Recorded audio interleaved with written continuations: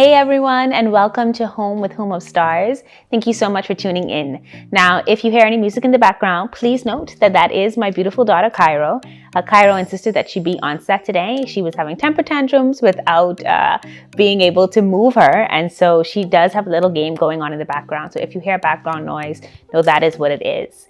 Nevertheless, we proceed. We continue on as mamas because that's what we do. So grateful that you joined me today because we're talking about something really, really important. We're talking about breastfeeding. Of course, it was Breastfeeding Awareness Month for the month of August, and anytime, no matter the month, it's always so important to just be able to have these conversations with you about breastfeeding and about all things related to motherhood.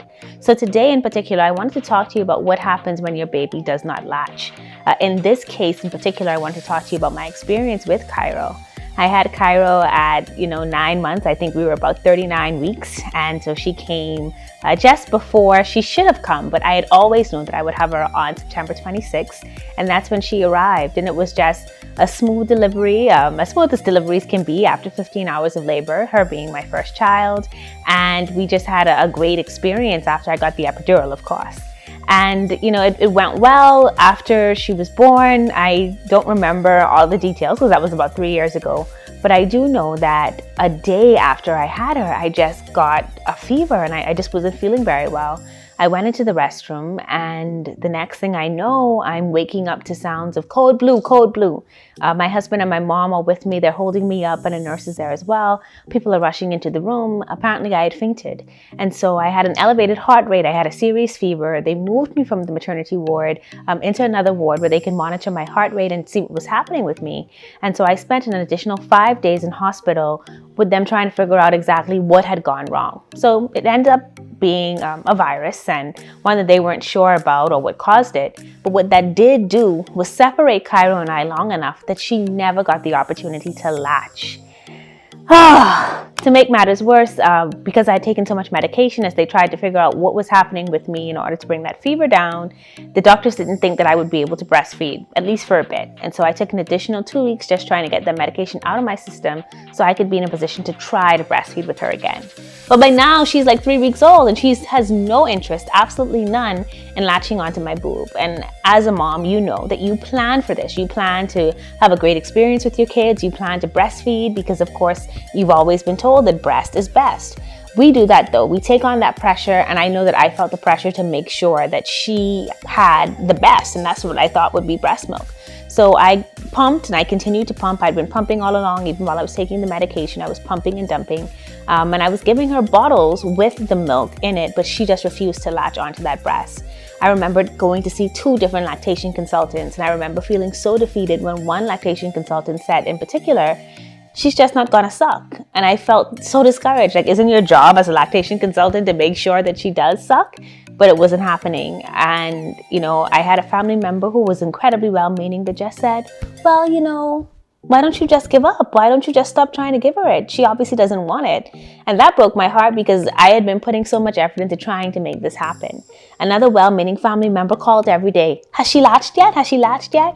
And that particular family member had had great success in breastfeeding. So to have that comment come from her, even though again it was well-meaning, it felt quite deflating. So if you've been in this position as a mom who, for whatever reason, their baby is not latching, just know that I totally and absolutely understand.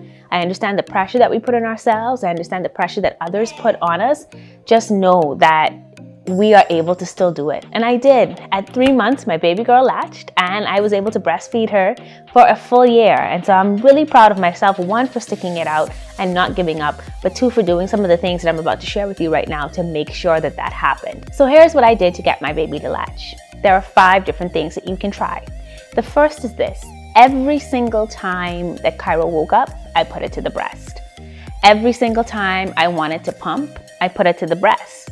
In doing this, even though she rarely latched, by putting her mouth over my boob and my nipple, she got used to the idea that milk came from this place. She was able to smell the milk. She was able to know that this is a natural interaction that we should have. It also helped with getting my breast milk to continue to come in, even though she wasn't drinking from it. The second thing I would do was to try to feed Cairo after I pumped.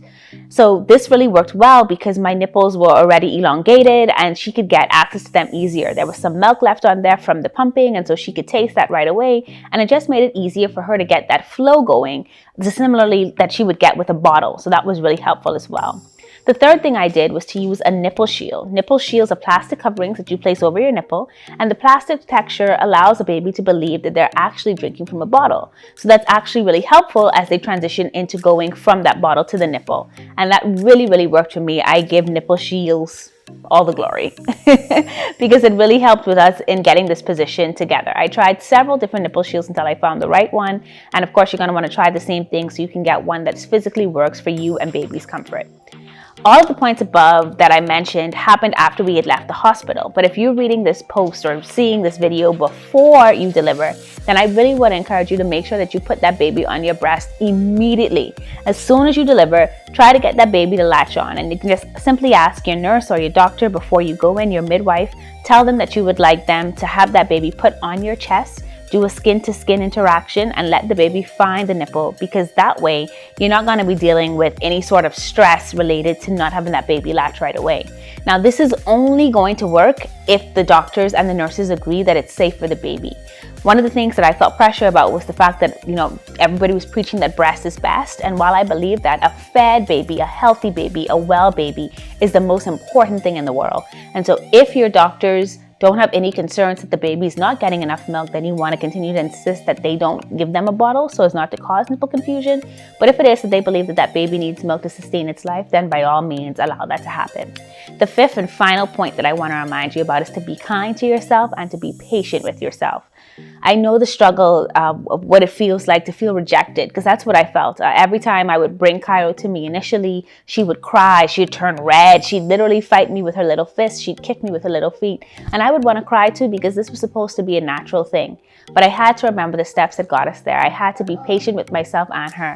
It took discipline, it took consistency, it took the steps that I mentioned to you, but it also took me believing in myself, believing in her, and being kind to myself.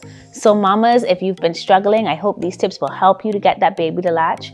But ultimately, remember that a fed baby is a happy baby, is a good baby, and that you are a good mom. Thanks so much for watching this episode of Home with Home of Stars. I've got more to come, so make sure that you hit that subscribe button. You can, of course, find me at Home of Stars on Instagram, or you can go on over to the blog and read these tips there at www.anastasia.com. We're going to link it down below to make sure that you see it. It's been great chatting with you, and we're going to chat again real soon. Bye!